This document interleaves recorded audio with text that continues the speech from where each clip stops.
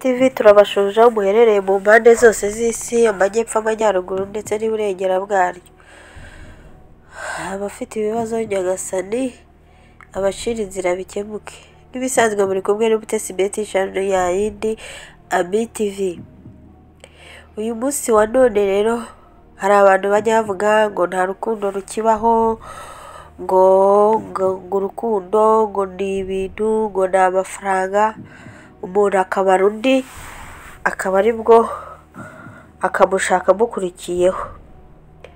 Ariko uyu munsi tugiye kubaha ubuhamya bw'umukunzi wacu. Ntabwo navuga ngo ni umukunzi wacu, ni umunyarwanda muri rusange wiyahuye, umusore mwiza rwose wiyahuye kubera umukobwa yakunze. Umukobwa yakunze aramwanga kubera ko nta mafaranga.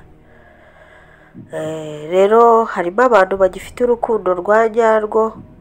Abakobwa nabo icyo baba birebera ni kasha. Abahungu badafite amafaranga mufite ibibazo, no gusenga Imana ikazajya ibahitiramo neza.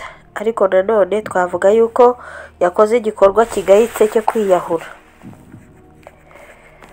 Ni igikorwa kigayitse, ntabwo umuntu yakwanga ngo ujye kwiyahura, kuko ntekereza ko atari we mukobwa waba wararemewe. Sinzi impamvu umuntu ahitamo kwiyahura, ariko urwo rukundo mba numva hari ibisazi sinzi. Ariko muri iyi si harimo abantu bagira urukundo rwa nyarwo.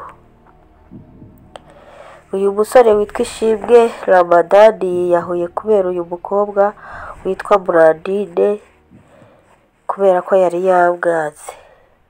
Urwo ni urukundo rero twavuga ngo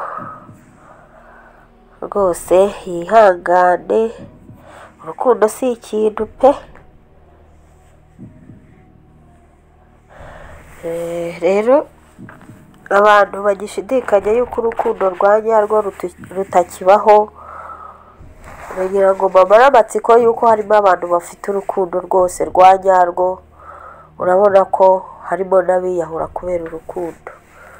Bakobwa rwose mugerageze kureba ababakunda, kandi nyamara washaka wa wundi wifuza yakwanga nawe ugatangira ukicuza, kandi uwo wagukunze yariyahuye yarabikweretse ukanga kubibona. Rero bakunzi ba Ami TV rero nawe mwadusoje ikiganiro cyacu, kuko ntabwo meze neza, narwaye gripe. Ikiganiro nakagaruka, bye bye.